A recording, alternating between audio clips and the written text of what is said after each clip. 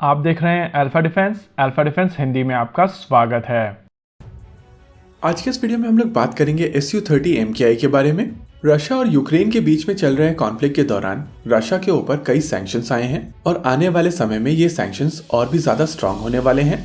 इन sanctions का सबसे बड़ा इम्पैक्ट भारतीय वायुसेना की Su-30 MKI फ्लीट को होने वाला है और इसी चीज को देखते हुए भारतीय वायुसेना अपनी Su-30 MKI की फ्लीट को अर्जेंट बेसिस पर अपग्रेड करने वाली है।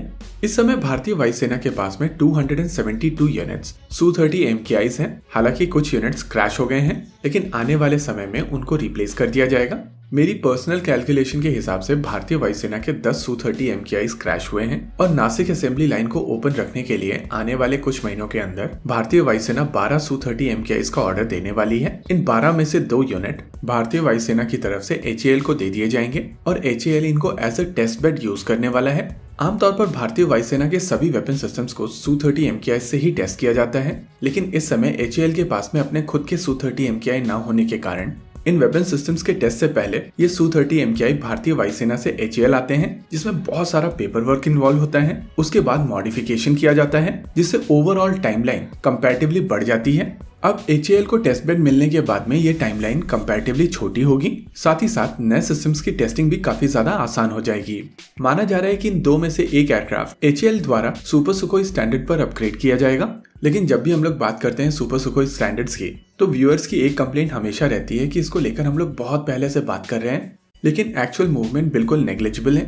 देखिए, यहाँ पर एक चीज समझना बहुत जरूरी है कि जब भी हम लोग बात करते हैं सुपर सुखोई की, तो इनिशियली प्लान था कि सुपर सुखोई में रशियन इक्विपमेंट, इलेक्ट्रॉनिक्स और वेपन सिस्टम्स इंटीग्रेट किए जाएंगे, लेकिन समय के साथ साथ इंडियन वेपन सिस्टम्स, इलेक्ट्रॉनिक्स और एवियोनिक्स रशिया की तुलना में बेहतर हो गई है। लेकिन जब आप बात करते हैं इंडियन सिस्टम्स की, तो ये कंपैरेटिवली लेट डेवलप करना शुरू किए गए थे।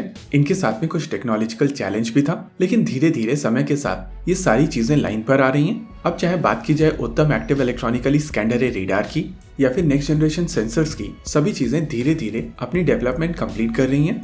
इस अपग्रेड में जाने वाले कई सेंसर्स जो top of the line Russian sensors हैं, उनसे कैपेबिलिटी में काफी बेहतर हैं और कुछ चीजें ऐसी हैं जो रशिया के पास में नहीं हैं, उनको भी इंडियन सुपर सुखोई प्रोग्राम के तहत डेवलप किया जा रहा है। इस अपग्रेड में सबसे सिग्निफिकेंट कंपोनेंट उत्तम एक्टिव इलेक्ट्रॉनिकली स्कैंड अरे रेडार होगा। हालांकि इस रेडार को बेसिकली लाइट कॉम्बैट एयरक्राफ्ट तेजस के लिए बनाया गया था, लेकिन ये एक स्केलेबल रेडार है जिसको काफी आसानी से सुपर सुखोई के लिए अपग्रेड किया जा सकता है। सुपर सुखोई के लिए प्रोजेक्ट नवचक्षु के तहत next generation radar warning receiver भी बनाए गए हैं। इनफैक्ट ये सेंसर इस समय टेस्टिंग कर रहे हैं। इसके अलावा इस सिस्टम में जाने वाला dual colour missile approach warning system भी बनकर तैयार है, यानी कि प्रैक्टिकली सारे सब सिस्टम्स इस समय बनकर तैयार हो चुके हैं और इनके ऊपर फाइनल टेस्टिंग की जा रही है।